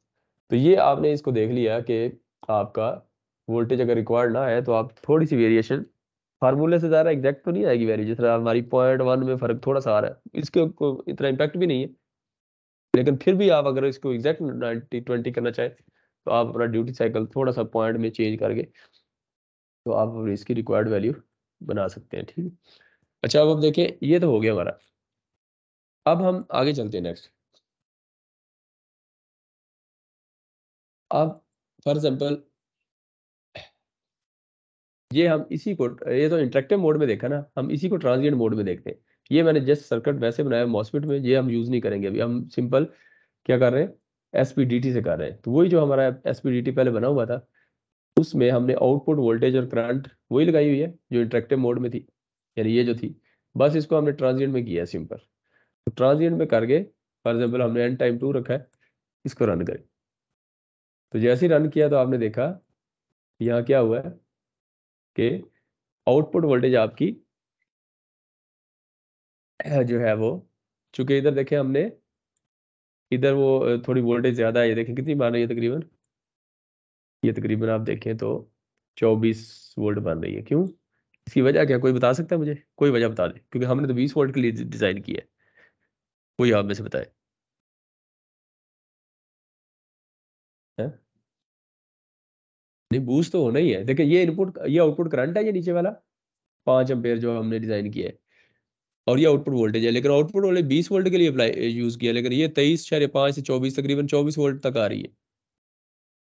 अच्छा, तो ये क्यों है, इसकी वजह क्या है? ये सर्किट सामने देखें और मुझे बताएं रीज़न क्या है, कोई बता सकते हैं?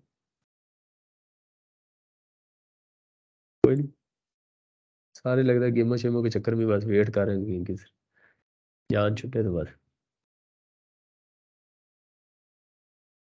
कोई नहीं ना, नहीं इसका मतलब कोई नहीं समझ आइए ना। सर कैपेसिटर जो होता है वो स्टार्ट में ज्यादा तेजी से डिस्चार्ज करता है, तो करंट जो होगा स्टार्ट नहीं में नहीं, वो ज्यादा ज्यादा को तो होगा, मैंने देखा वो नहीं, नहीं डिसाइड। ज्यादा, ज्यादा को तो मैं देख ही नहीं रहा। ये मैंने स्टडी स्टेट की बात कर रहा हूँ, ये जहाँ बिल्कुल कर्व सीधी हो जाती है। ये शुरू में ट्रांजिएंट मोड है जिसमें ये कर्व थोड़ी ऊपर नीचे जा रही है, इसको तो भूल जाए आप। मैं तो इसके बाद अगली बात कर रहा हूँ जहाँ ट्रांजिएंट में चला गया, वहां तो कांस्टेंट होनी चाहिए ना, वही जो 20 वोल्ट है, जिस तरह इंटरेक्टर में आई थी। तो इसकी ज्यादा क्यों है सर्किट में, क्या गलती है इसमें, ये सर बताएं ड्यूटी बस। साइकिल चेंज की है इस वजह से। हाँ चलो, ड्यूटी साइकिल भी 50 कर देते हैं, ये भी चेंज था, सलमान ने ठीक है, चलो चेंज कर दिया, चेंज किया तो ये 20 वोल्ट पे आ गई है वैसे, या ही की है 20 पे वैसे। चले, सलमान ने वैसे ठीक बात कर दी। अच्छा, इसके अंदर और भी थोड़ी सी फैक्टर था, ये कैपेसिटर की वैल्यू भी हमने मेरे ख्याल में जो हमारा जिसके लिए डिज़ाइन किया ना, वो नहीं 0.5 मिली है, और ये 6.25 है। 0.5 है तो ये देखें ना, इसको 0.5 कर दें और 6.25, ठीक है। तो ये अब आप देखें, अब तकरीबन आपकी एग्जैक्ट वैल्यू आ जाएगी 20 वोल्ट। ये अब डिजाइन हो गया। अब इसके अंदर देखें तो इसको थोड़ा सा जूम करें तो करंट के रिपल और वोल्टेज के रिपल जो हमने इधर देखे, आगे देखें, हमने रिपल रखने हैं वोल्टेज के कितने, 1%, और जो करंट के रिपल है वो 10%। अब हम देखते हैं कि इसके अंदर रिपल क्या है। ये हमारा पहला ऑब्जेक्टिव है, अभी जो हम इतनी बहस कर रहे थे, बहस के अंदर कुछ भी नहीं किया अभी हमने। अबे हम ये जो रिपल्स देखना चाह रहे हैं ना, ये जो आपका, बल्कि रिपल्स के बाद ये ऑब्जेक्टिव शुरू होगा, मतलब रिपल्स पहले देखते हैं आपको कंसेप्ट। ये इसको जूम करें थोड़ा, जब जूम करेंगे तो आप इसको ये देखें, ये आपको रिपल नजर आ रहे हैं, ये वो रिपल है जो आपके, अब कर्सर से ले, यहाँ से कर्सर लेने के बाद यहाँ से फॉर एग्जांपल आप ये करते हैं कि इसको इसको मिनिमम पे ले जाए, नेक्स्ट वाई मिनिमम वाई मिन, और इसको वाई मैक्स पे ले दें, इसका पीक ये। तो इन दो के दरमियान जो डेल्टा वाई है वो देख लें, डेल्टा वाई कितना आया है। डेल्टा वाई है इस वक्त हमारा, चूंकि वोल्टेज देख रहे हैं तो वोल्टेज का डेल्टा वाई 394 मिली वोल्ट। तो 394 मिली वोल्ट या 0.394 वोल्ट, तो 0.394 वोल्ट है, ठीक है। समझ रहे हैं, 0.394 वोल्ट है। तो अब आप देखें तो ये 1% है, 1% 20 वोल्ट का 0.2 था ना, तो 0.2 था, तो ये रिपल, ये पीक है तो इसका हाफ आप लेंगे, 0.39 है तो फॉर एग्जाम्पल इसका हाफ करें तो 0.3947/2, तो ये 0.197 आए हैं, ठीक है। और वो कितने रिक्वायर्ड, कितने 0.2 है, तो 0.2 से हमारा थोड़ा सा कम ही है, तो यहाँ हमें रिक्वायर्ड रिपल अचीव हो गए हैं जो हम करना चाह रहे थे। इसी तरह हम करंट के रिपल अगर देखें, करंट के, तो करंट का भी इसी तरह ले, इसको आप नेक्स्ट वाई मिन पे रखें और इसको नेक्स्ट वाई मैक्स पे रखें, तो इसका डी वाई देखें करंट का तो 98 मिली एम्पेयर है, तो 0.098 आएंगे, ऐसे ही ना, 0.098, तो 0.098 डिवाइड बाई 2, तो ये 0.049 आ रहा है। तो हमारा रिक्वायर्ड क्या है, 10% ऑफ द करंट कितना आ रहा है, ये 0.5। तो 0.5 है तो हमें जो है 0.04, यानी बहुत कम मिल रहे हैं करंट के रिपल। तो इसका मतलब ये हुआ कि हमारा रिपल्स का टारगेट भी अचीव है, यानी वो जो हम टारगेट अचीव करना चाह रहे हैं उससे कम ही है। तो इस तरीके से आप देखें रिपल्स को, आप देखते हैं कि रिपल जो है वो, अब आप देखते हैं, अब हमारा जो ऑब्जेक्टिव था ना एक पहला, वो ये है कि हम फ्रीक्वेंसी को चेंज करें और इंडक्टर और कैपेसिटर की वैल्यू करें। तो हमने ये देख लिया, अब देखें ऑब्जेक्टिव 2 के अंदर के रिपल वोल्टेज और रिपल करंट्स क्या होते हैं, वो हमने देख लिया वेव फॉर्म के अंदर, ये रिपल वोल्टेज। अब हम कैपेसिटर की और इंडक्टर की वैल्यू चेंज करके ये देखना चाह रहे हैं कि रिपल इनके क्या फर्क पड़ता है और स्विचिंग फ्रीक्वेंसी से क्या फर्क पड़ता है। ये हमारा ऑब्जेक्टिव 2 कंप्लीट हो जाएगा। अब कैसे करना है ये देखिए, फार्मूले ले लेते हैं पहले हम।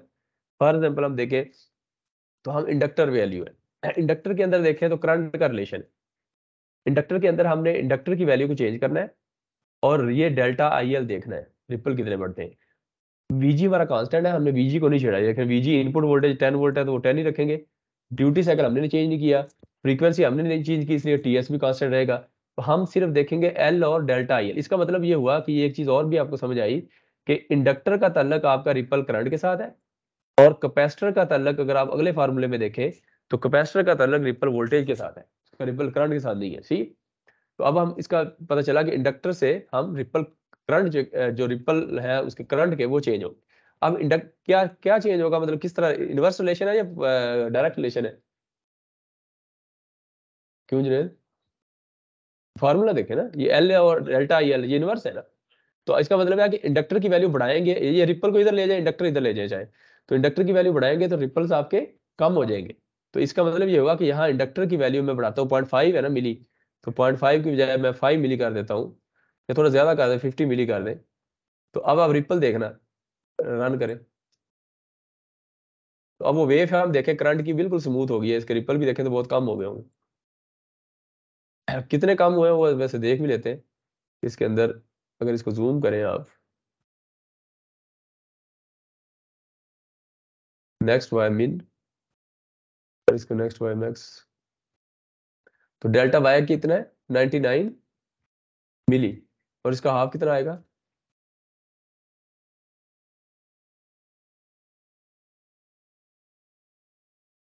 40।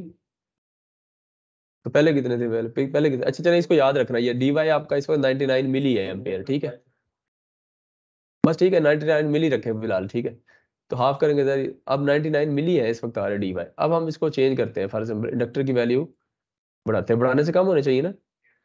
तो इसकी हम कर देते हैं मिली की बजाय 50 हेनरी कर देते हैं, मतलब ताकि वो ज्यादा इंपैक्ट नजर आए।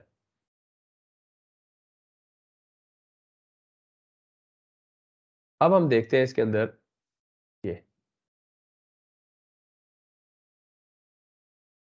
अब फॉर एग्जाम्पल हम इसको मिनिमम पे करते हैं और इसको मैक्स पे करते हैं। अब डी वाई कितना है 26 मिली है, ये देख।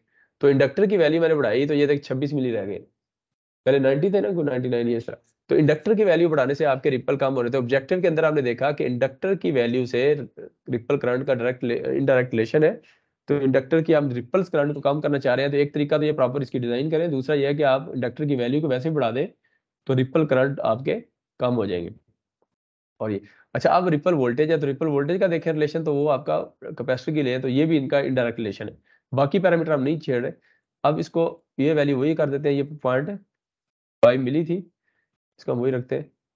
अब हम पहले कैपेसिटर के देख लेते हैं कितने, ये देखिए ऑटो जूम करें, इसकी वैल्यू देखें ये।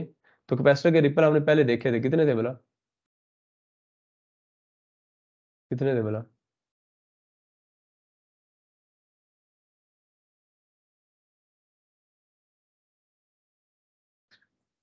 ये डी वाई कितना आएगा, डी वाई आपका वोल्टेज का तो 500 माइक्रो वोल्ट आ रहा है, ठीक। 500 माइक्रो रखें याद। अब मैं कैपेसिटर की वैल्यू बढ़ाता हूँ, तो 6 था तो 60 फैरड कर देते, तो पहले मिली था तो अब फैरड कर दिया, ठीक है। अब हम इसको रन करते हैं, बहुत ज़्यादा ही बढ़ गई। हम इसकी वैल्यू जो है ना वो 60 मिली कर देते हैं, पहले 6.2 था तो अब 60 मिली कर देते हैं। अब रन करते हैं,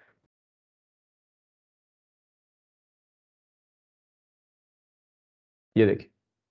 अब हम इसको मिन पे और ये मैक्स पे, अब डी वाई देखें, पहले कितना था डी वाई 41 मिली मिली वोल्ट आया, पहले कितना था 100 100 था, कितना था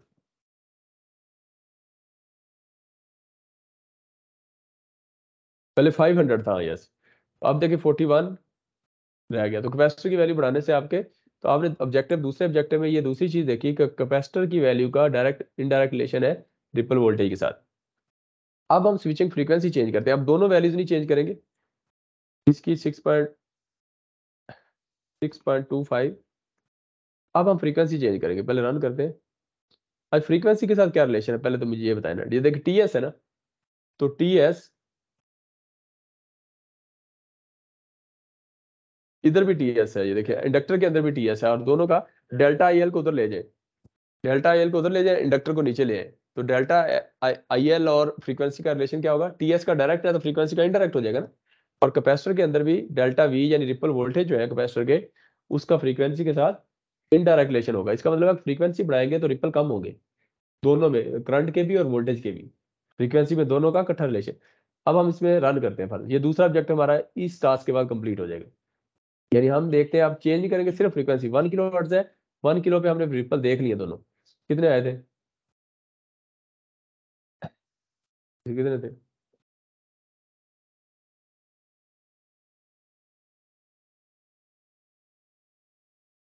तो नेक्स्ट ये, तो डी वाई कितना आया आपका इसका, ये मैं रिपल वोल्टेज देख रहा हूँ, ठीक है। तो डी वाई इस वक्त है हमारा 394 मिली, 394 मिली, ठीक है।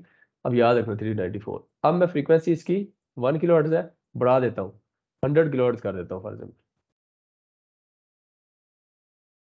अब रन किया, 100 बहुत ज़्यादा हो गई, ये टाइम लेगा काफ़ी। पहले कितनी थी 50, 1 किलो 10 किलो कर देते हैं, ठीक। अब रन करें, अभी टाइम लेगा।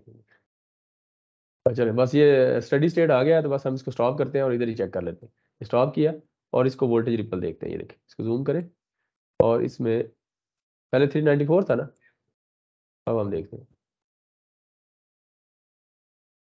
ये, अब डी वाई देखें, 394 था, अब 39 रह गया, तो फ्रीक्वेंसी बढ़ाने से वोल्टेज रिपल कम हो गए, ठीक है। अच्छा, अब करंट के भी हमें देखने पड़ेंगे, पहले 1 किलो पे कितने थे, 1 किलो पे कितने थे, किसी को याद है, कोई नहीं याद होगा, दोबारा चेक करने पड़ेंगे। अच्छा, 1 किलो पे देखते हैं ये करंट के रिपल, तो करंट थोड़ा सा जूम कर लेंगे, करंट रिपल हम इसको, ये और इसको, ये देखें डी वाई कितना आ गया, 98 मिली है, मिली एम्पेयर, ठीक है। डी वाई करंट का 98 है ना, 98 हम करंट ले रहे हैं ना, 98 है। अच्छा 98 है, तो अब मैं इसकी 10 किलो फिर करता हूँ दोबारा, 10 किलो, अब रन करता हूँ, 98 है, याद रखिएगा। अब हम इसको, ये जैसे स्टडी स्टेट हुई अब स्टॉप करते हैं और यहाँ चेक कर लेते हैं, करंट के रिपल चेक कर रहा हूँ, ये देखिए। अब करंट की चेक करते हैं, ये कितने थे पहले, 98, तो अब हम देखते हैं, ये मैक्स पे करें, हाँ डी वाई देखिए इस वक्त 98 था, अब 9 रह गए, तो 10 टाइम्स फ्रीक्वेंसी बढ़ाई तो 10 टाइम्स कम हो गए।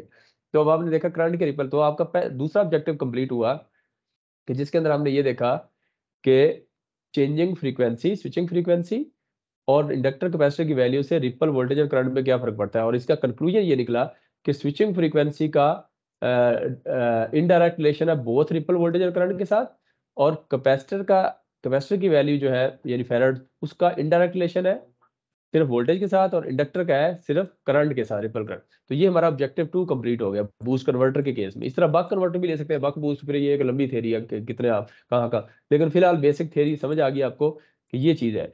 अब यही चीज़ हर जगह अप्लाई होगी, चाहे बूस्ट बक ले या दूसरा बक बूस्ट ले। अब इसके बाद देखें, अब जो पहला कंसेप्ट था, ये जो ऑब्जेक्टिव पहला है कि concept of inductor volt balance and capacitor charge balance, ये हम देखते हैं तो हमारा एंड हो जाएगा सेशन। तो वो कैपेसिटर वोल्ट बैलेंस, या सबसे पहले हम देखते हैं इंडक्टर वोल्ट बैलेंस, इसको चेक करते हैं। अब देखें ये एक सर्किट है हमारा, इस सर्किट में कुछ भी नहीं है, ये थोड़ा जो आपको नजर आ रहा है, इसके अंदर वही 12 वोल्ट है या 10 वोल्ट लिए आपने, ठीक है। बीच में इंडक्टर है, जिस तरह ये इधर इंडक्टर लगा हुआ था, वही सीरीज में इंडक्टर लगाया हुआ है, ये देखें इंडक्टर लगा हुआ है, ठीक है। और उसके बाद वही स्विच है जो पिछले वाले में था, ये देखें ये स्विच है तो वो स्विच लगाया हुआ है, ठीक है। और स्विच के बाद देखें तो आपका, वो स्विच के बाद आगे कैपेसिटर और रेजिस्टर लगा हुआ है, वो पिछले केस में कैपेसिटर और रेजिस्टर लगा हुआ है, समझ रहे, ये सारा कुछ वही है। अब एक काम हमने ये किया कि इंटीग्रेटर लगा दिया है हम, यानी हम ये देखना चाह रहे हैं कि असल में ये जो हमारा ऑब्जेक्टिव है ना पहला, वो ये था कि inductor volt balance, capacitor charge balance, यानी जो इंडक्टर का एवरेज करंट है और कैपेसिटर के अंदर जो एवरेज वोल्टेज होता है उसका सम जीरो ही होता है, यानी कैपेसिटर के केस में वोल्टेज और इंडक्टर के केस में करंट, उसका सम जो है वो जीरो होता है। वो देखना चाह रहे हैं। सम देखने के लिए क्या करेंगे हम, इंटीग्रेटर लगाना पड़ेगा। तो ये हमने इंटीग्रेटर इसलिए लगाया है। इंटीग्रेटर अभी किधर लगाया हमने, ये देखिए इंडक्टर के क्रॉस लगाया है, समझ रहे। तो इंडक्टर का भी हम चेक करते हैं, इंडक्टर का, ये देखिए इंडक्टर वोल्ट बैलेंस, तो इंडक्टर का वोल्टेज चेक कर लेंगे और उससे हमें पता चल जाएगा। और कैपेसिटर का चार्ज है तो उसके अंदर हम उसको वो देख लेंगे। अभी देखिए इसके क्रॉस लगाया है, अब इसका वोल्टेज चेक करेंगे और इसके अंदर देखेंगे कि एवरेज वोल्टेज इसका क्या है। एवरेज वोल्टेज अगर इसका जीरो है तो इसका मतलब है कि हमारा वेरीफाई हो गया कि जो एवरेज एवरेज, चूंकि देखे ना ये टाइम, ये जो स्विचिंग हमने फ्रीक्वेंसी रखी है, तो ओवरऑल हम देखना चाह रहे हैं कि जब सिमुलेशन हम कर रहे थे ट्रांजिएंट के अंदर, ये देखिए ट्रांजिएंट फॉर एग्जाम्पल हम 0.4 तक लेते हैं, रन करते हैं। तो ट्रांजिएंट के केस के अंदर अगर आप देखें तो ये मैं फॉर एग्जाम्पल एवरेज वोल्टेज लेता हूँ, बाकी सारा ऑफ कर दें, इंडक्टर का ये सारी चीज़ें ऑफ करें, सिर्फ इंडक्टर के अक्रॉस एवरेज वोल्टेज जो कि हमने ये ली हुई। तो इंटीग्रेटर ने क्या किया है, इसको रन करें, ये देखें। अच्छा, इसमें एक चीज़ और भी हम ले लेते हैं इसमें,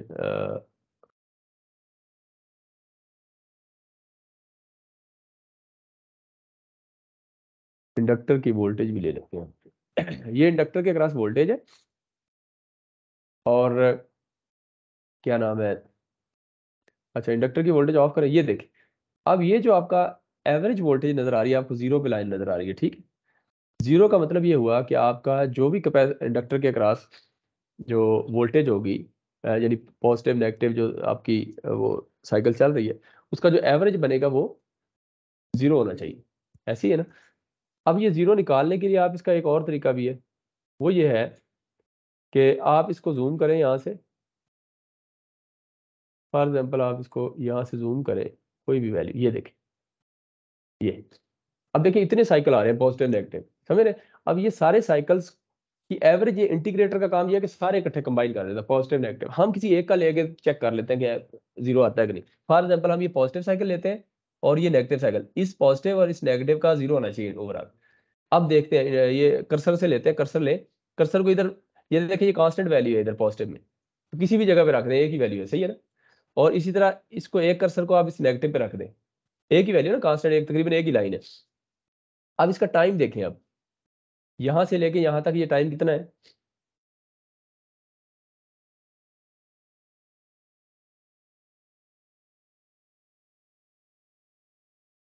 वोल्टेज कैसे निकालेंगे, अब कितना टाइम के लिए है वो हम पता देख रहे हैं। अब देखिए फॉर एग्जाम्पल ये कर्सर टू पे देखें अगर, तो कर्सर टू पे आपका, कर्सर टू के ऊपर आपका कर्सर टू हमने पॉजिटिव पे रखा हुआ है, ऐसी है ना। अच्छा, साइकिल इनके हमने सेम ही लिए हैं, हम इसको थोड़ा सा और जूम करके देख लेते हैं। ये देखिए इसका साइकिल यहाँ से ये लेकर 218 चलिए 5 से ले जरा माइनस करें, ये कितना बनता है, ये टू, कितना है ये, इसको थोड़ा सा और जूम करें,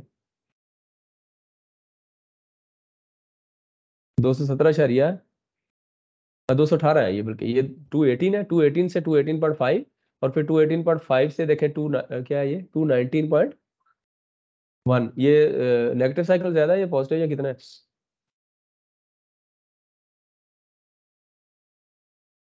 थोड़ा सा फर्क है ये नहीं।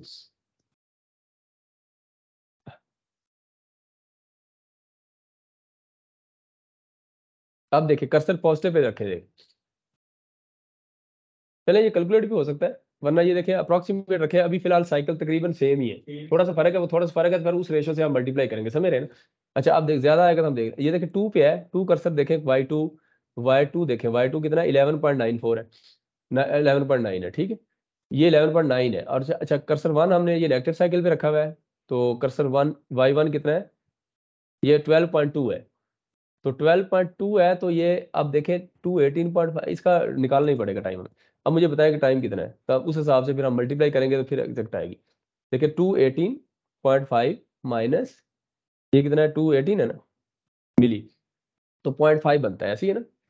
तो 0.5 को मल्टीप्लाई करें, कर्सर टू की कितनी है, वाई टू था हमारा 11.9, तो मल्टीप्लाई करते हैं 11.9, 11.9, ठीक है, तो ये 5.95 आ गया, ठीक है, ये याद रखना है 5.9। अब इसका निकालते हैं इसी तरह। अब इसका क्या है, टू, ये किधर है, ये टू 219 है, 219 माइनस ये कितना है, 2 18.5 ऐसी है ना, ये भी 0.5 तकरीबन आता है वैसे, और मल्टीप्लाई करें, इसको थोड़ा सा जूम करें तो थोड़ा सा फर्क तो नहीं है, हाँ एग्जैक्ट ही है वो, सेम ही। तो उसको अगर आप देखेंगे तो वो भी तकरीबन वही आ रहा है, तो थोड़ा सा फर्क है, लेकिन एवरेज वोल्टेज जो है वो इसको हम देखेंगे तो वो थोड़ा सा फर्क है, ठीक है। तो इसी तरह सारे साइकिल्स का जब हम लेंगे तो सारे साइकिल्स में ये सेम आ रही है। अच्छा, इसमें एक चीज और भी है कि यहाँ देखें, आपने इसको स्टडी स्टेट में देखना है, स्टडी सर्च करना है, यानी अगर शुरू में आप लेंगे तो आपका एवरेज टाइम 0 नहीं होना चाहिए, क्यों कि शुरू में ट्रांजिएंट आता है, तो ट्रांजिएंट के अंदर आपका अभी वो सिग्नल आपका स्मूथ नहीं हुआ होता, तो वहां ये रूल अप्लाई नहीं होगा। अभी मैंने रूल यहाँ देखा था, थोड़ा सा मैं आगे देखता हूँ तो ये मजीद रिफाइन हो जाएगा, क्योंकि स्टडी स्टेट की कंडीशन आ जाएगी, आखिर में देखता हूँ कहीं यहाँ यहाँ, ये देखें इधर देखूंगा तो ये रूल मजीद आपका एलेबोरेट आपको नजर आएगा। देखें फॉर एग्जाम्पल इसको मैं करता हूँ, कर्सर 2 को ये ले गया और कर्सर 1 को इधर, तो अब आप देखें तो इसके अंदर कर्सर 1 देखें y1 है 11.9 है, और देखें ये कर्सर 2 y2 है तो ये 11.9, देखें बिल्कुल एग्जैक्ट है, क्यों कि मैं स्टडी स्टेट की कंडीशन में अब मैं इस चीज को चेक कर रहा हूँ। और अगर यही मैं शुरू में ट्रांजिएंट में करूंगा तो ये अप्लाई नहीं होगा, तो इसलिए आपको समझ आई इसकी, कि अब मैं इसको वीएल एवरेज आपको लेके दिखाता हूँ कि वीएल एवरेज लूँ, तो ये देखिए वीएल में इंडक्टर की वोल्टेज 0 कर देता हूँ, अभी इसको नहीं ऑन करता, ये देखिए आपको 0 नजर आ रहा है अप्रोक्सीमेट, ऐसी है ना, लेकिन मैं इसको ऑटो जूम करता हूँ, अब देखिए ऑटो जूम करता हूँ, ये देखिए ये असल में 0 नहीं था, तो ये 0 क्यों नहीं है, इसकी कोई रीजन बता सकता है, ये तकरीबन आप देखें स्टडी स्टेट में जाके ये वो 400 से थोड़ा सा ऊपर यानी 430 मिली वोल्ट आ रहा है, हालांकि इसको 0 होना चाहिए, तो क्यों नहीं है, इसकी कोई रीजन बताए।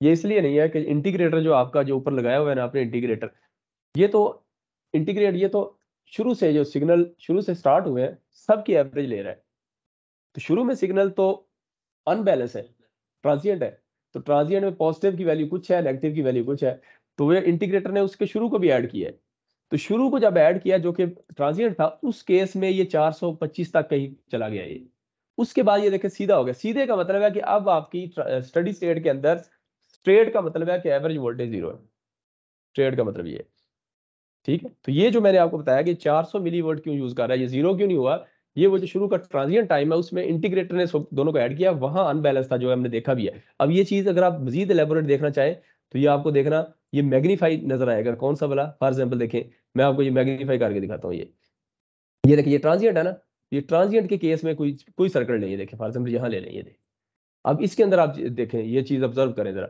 मैं इसको ये लेता हूँ कर्सर, कर्सर को इसको इधर रखता हूँ और इसको यहाँ रखता हूँ, चूंकि ड्यूटी साइकिल हमारा 50 है, तो ये प्लस माइनस आपका ड्यूटी साइकिल में क्या है कि सेम है, तो वो टाइम तकरीबन सेम है, उसको आप भूल जाए। अब इंडक्टर देखें y2 देखें जरा, y2 कितना है 440 मिली वोल्ट है, और कर्सर 1 देखें y1 कितना है 441 है, तो ये देखें तकरीबन 1.5 वोल्ट का अब डिफरेंस आ गया। तो ये वोल्ट आप देखें ट्रांजिएंट के केस में आप देखेंगे कि ये अब इधर देख लें फॉर एग्जांपल, ये चीज इसको इधर देखें, अब देखें यहाँ ये और मैग्नीफाई होगा, ये देखें कर्सर ले, कर्सर को ये नेगेटिव पे रखें और इसको पॉजिटिव पे रखें, ये इंडक्टर की वोल्टेज ले, एवरेज को छोड़ दें, ठीक है।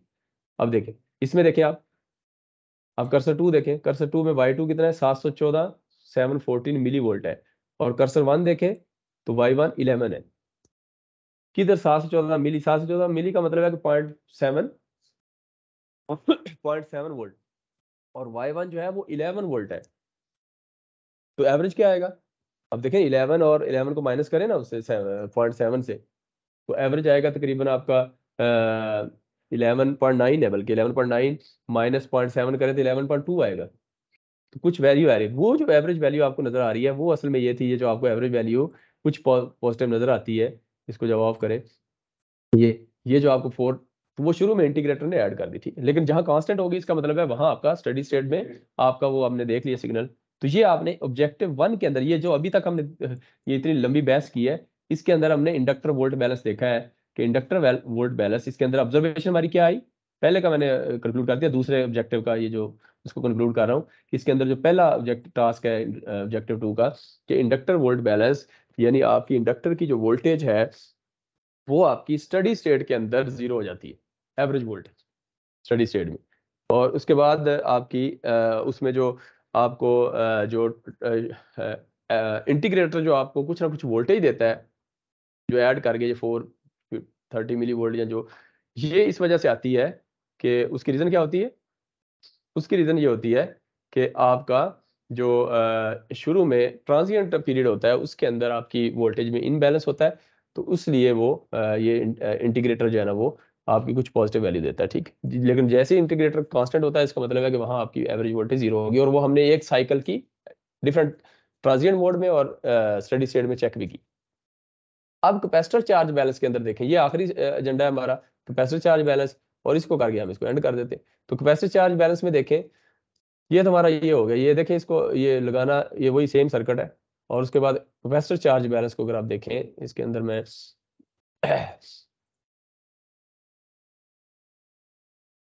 अब ड्यूटी साइकिल को मैं चेंज नहीं कर रहा, ड्यूटी साइकिल को चेंज करके भी आप, अच्छा एक चीज वैसे कर सकते हैं आप, देखें फॉर एग्जांपल इसको ड्यूटी साइकिल को चेंज करें, यही जो सर्किट हमने बनाया था ना, इसको रन करें जरा, यही था ना हमारे पास, यही था। तो ड्यूटी साइकिल को चेंज करने के बाद भी आप देखेंगे कि एवरेज सेम रहेगी। इस चीज को भी आपने देखना है। इंडक्टर वोल्टेज लें फॉर एग्जांपल, ये स्टडी स्टेट में लेंगे फॉर एग्जांपल, मैं इसको 80 कर देता हूं, 80 करके चेक करें, ये देखिए 80 करेंगे आप, तो स्टडी स्टेट के अंदर दोबारा चेक करें आप, ये देखें ये अब आप देखिए वही फार्मूला अप्लाई होना चाहिए। अब बज़ाहिर आपको नजर आ रहा है कि पॉजिटिव साइकिल ज्यादा है और नेगेटिव साइकिल बहुत कम है, लेकिन एवरेज जीरो आनी चाहिए। कैसे करें जरा, ये कर्सर 2 है तो ये कि पॉजिटिव है, कर्सर 2 की y2 कितनी है 11.5 है, और कर्सर 1 की y1 कितनी है 31 है, लेकिन वो टाइम कम है, समझ रहे। अब यहाँ निकालेंगे हम, इसका टाइम पीरियड निकालेंगे कितना है, ये 350 375 375.8, ये देखिए 375.8 माइनस कितना आएगा, very good 375 minus, sorry minus 375, ये आ गया 0.8% है, यानी ड्यूटी साइकिल वैसे भी 80 रखा है, हम उधर से मल्टीप्लाई भी कर सकते हैं, सिंपल करने की जरूरत नहीं थी, जैसे बताया। बाई 2 देखें तो कितना है 11.56, मल्टीप्लाई कर दें 11.56 में, तो ये 9.24 आ गया। अब 9.24 है तो यही नेगेटिव की आनी चाहिए, 9.24 नेगेटिव में देखें, ये y1 हमने कर्सर रखा हुआ है तो y1 में 31 आ रही है, 31 मल्टीप्लाई पे वो कितनी आएगी ड्यूटी साइकिल इसका, अगर वो 0.8 है तो ये 0.2 होगा ना, मैं डायरेक्ट कर देता हूँ इधर, तो ये कितना आया, वो पिछली पहले कितनी थी 9.2, ये थोड़ा सा फर्क अभी आ रहा है आपको, ठीक है। अब इसका मतलब है कि ये अभी ट्रांजिएंट हुआ ही नहीं है, देखिए इसका मतलब ये होगा कि ये देखिए अभी ट्रांजिएंट में अभी गया ही नहीं है, कि ये अभी अभी भी चेक करेंगे, ये देखें यहाँ से ये वेरी कर रहा है, ये मतलब स्टडी स्टेट में नहीं गया, ट्रांजिएंट में है। इसको मजीद आप देखने के लिए ये फर्क आ रहा है, इसका मतलब ये अभी ट्रांजिएंट में है, स्टडी स्टेट में नहीं गया। इसको फिर आप टाइम को बढ़ाएंगे, टाइम को बढ़ा के देखेंगे जहां ये स्मूथ हो जाए, ये देखिए यहाँ कहीं लग रहा है कि थोड़ा सा स्मूथ हो गया है, 0.4 पे नहीं था लेकिन नीचे थोड़ा सा और बढ़ा देते हैं ताकि इसको मजीद हम इसको चेक कर सके, 0.8 की बजाय 1.6 कर देते हैं फॉर एग्जाम्पल, और इसको रन करते हैं। अब आपको श्योर हो गया कि देखें बिल्कुल आखिर में जाके कांस्टेंट हो गया, तो यहाँ कहीं हम इसको अब चेक करते हैं। तो ये जितना आप आगे जाएंगे, तो अब आप देखें इसके अंदर कर्सर लगाएं जरा, कर्सर लगा के फॉर एग्जाम्पल कर्सर 2 को नेगेटिव पे कर दें, 1 पे करें। अब 1 पे देखें कितना y1 कितना 11.4 है, तो 11.4 मल्टीप्लाई बाय 0.8 ऐसे ही है ना, 9.12 आ गया। और ये दूसरा कितना है y2 45.6 मल्टीप्लाई बाय 0.2, तो ये देखें 9.12 एग्जैक्ट आया वैल्यू। तो आपने देखा कि स्टडी स्टेट में ये चीज, यहाँ से ऑब्जर्वेशन ये भी हुई कि स्टडी स्टेट के अंदर आपका ये सारा फार्मूला अप्लाई होगा और उस दूसरे में नहीं होगा, इसलिए आपकी एवरेज वोल्टेज कुछ ना कुछ वैल्यू इंटीग्रेटर इसलिए देगा कि वो ट्रांजिएंट वाली छू के सॉरी ऐड कर रहा होता है इस वजह से, ठीक है। ये आपने ये देख लिया। अब आपने कैपेसिटर चार्ज बैलेंस को देखना है और इसको एंड करना है हमने। कैपेसिटर चार्ज बैलेंस में हमने क्या करना है, तो कैपेसिटर के अक्रॉस हमने वोल्टेज देखनी है, वोल्टेज की फॉर्म में हम इसको ले रहे हैं, ठीक। तो कैपेसिटर के अक्रॉस जो एवरेज आपका जो क्या नाम है वोल्टेज है उसको हम चेक करेंगे कि वो कितनी। तो इसको देखने के लिए क्या करेंगे कि वही इंटीग्रेटर हमने लगाया, ठीक है। इंटीग्रेटर लगाने के बाद कैपेसिटर, चूंकि कैपेसिटर के अक्रॉस हमने ना एक छोटा सा रजिस्टर लगा दिया सीरीज में और उसके अक्रॉस वोल्टेज ले रहे हैं, ठीक है। चूंकि कैपेसिटर के अक्रॉस नहीं ले रहे, बीच में रजिस्टर अगर हम नेग्लिजिबल वैल्यू का लगा दें और उसके अक्रॉस अगर हम वोल्टेज ले लें, तो उस वोल्टेज से हम चेक कर सकते हैं कि भाई वो एवरेज वोल्टेज उसकी वो क्या आ रहा है, ठीक। देखिए अच्छा इसमें चूंकि एवरेज कैपेसिटर के केस में असल में हमने एवरेज करंट लेना है, यानी इंडक्टर के क्रॉस तो वोल्टेज बैलेंस लिया है, यानी वोल्टेज हमने इसके क्रॉस ली। कैपेसिटर चार्ज बैलेंस या इसको क्रॉस कैपेसिटर करंट बैलेंस भी कहते हैं। तो कैपेसिटर के क्रॉस करंट लेने के लिए क्या करेंगे, कैपेसिटर के क्रॉस तो नहीं लगा सकते हम, क्योंकि कैपेसिटर के क्रॉस तो वोल्टेज आएगी। तो हमने क्या किया कि ये इसके क्रॉस रजिस्टर लगाया और रजिस्टर की वैल्यू हमने 0.1 ओम रख दी है। अगर फॉर एग्जांपल इसके क्रॉस वोल्टेज 1 आती है तो रजिस्टर की वैल्यू 0.1 का मतलब नेग्लिजिबल है, तो आपको उसके अकॉर्डिंग आपको वोल्टेज मिल जाएगी। समझ रहे हैं, रजिस्टर की वैल्यू नेग्लिजिबल है। तो अब आप देखें, तो ये वोल्टेज हम कैपेसिटर की लेंगे, ये सेम रूल अप्लाई करेंगे। ये सेम रूल अप्लाई किया आपने, ये देखें थोड़ा टाइम, और एवरेज करंट है और आईसी बाकी ऑफ करते हैं ये। तो ये देखें ये अब ये स्टडी स्टेट में, ट्रांजिएंट में नहीं, वही आपने सेम प्रोसेस रिपीट करना है और इसको ट्रांजिएंट में देखना है हमने। अभी चूंकि ये देखें ट्रांजिएंट के बाद स्टडी स्टेट में अभी नहीं गया, ये देखें इससे आपको सर इससे नजर आ रहा है क्या नाम है इसके,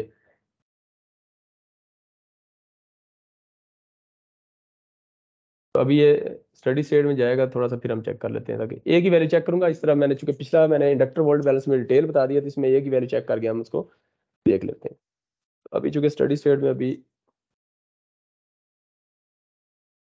अभी भी थोड़ा सा ये देखना वेरिएशन है, बढ़ रही है वैल्यू। अब इसको कांस्टेंट होने दें, अब तकरीबन मेरे ख्याल में तकरीबन कांस्टेंट।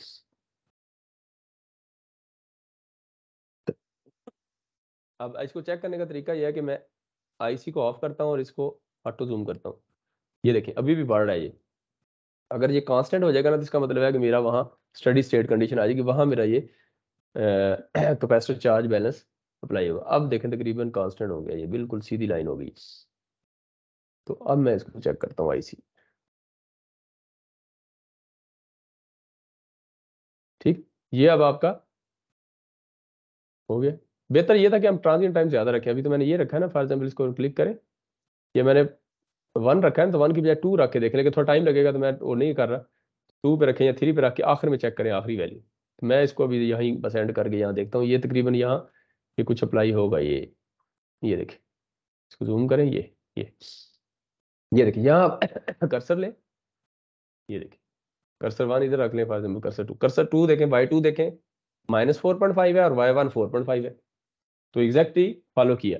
अब यही मैं ड्यूटी साइकिल चेंज करके देख लेता हूँ, फॉर एग्जाम्पल यहाँ 90 कर देता हूँ और ओके करता हूँ, रन करता हूँ, और ये टाइम लेगा 90, ठीक है। लेकिन 90 में ये होगा कि ये 90% हो जाएगा, लेकिन इसकी वैल्यू कम होगी, और ये 1.1% होगा, लेकिन इसकी वैल्यू ज्यादा होगी। तो वो मल्टीप्लाई करेंगे तो दोनों साइकिल एवरेज 0 आएगी, समझ रहे। तो ये इस तरीके से आप इसको करेंगे। तो आज का सेशन एंड हुआ। आज मैं कंक्लूड कर दूं कि हमने किया क्या है, कि पहले हमने ये किया कि शुरू में तो बेसिक्स पढ़ी हमने कैपेसिटर चार्जिंग की। उसके बाद हमने देखा कि रिपल वोल्टेज और करंट जो थे, उसके अंदर हमने देखा कि कैपेसिटर का की वैल्यू का इनडायरेक्ट रिलेशन था रिपल वोल्टेज के साथ। रिपल वोल्टेज का जो हमने डेल्टा वी के साथ कैपेसिटर का रिलेशन देखा, वो हमने प्रूव कर लिया। और दूसरा हमने देखा कि जो इंडक्टर का रिलेशन था वो रिपल करंट के साथ था, और वो भी इनडायरेक्ट रिलेशन था, यानी इंडक्टर और डेल्टा आई एल उनका भी इनवर्स रिलेशन था। और उसके बाद हमने देखा स्विचिंग फ्रीक्वेंसी का रिलेशन दोनों के साथ इनडायरेक्ट है, रिपल वोल्टेज और रिपल करंट के साथ, चूंकि डेल्टा टी एस जो है इसका अपोजिट 1/f होता है।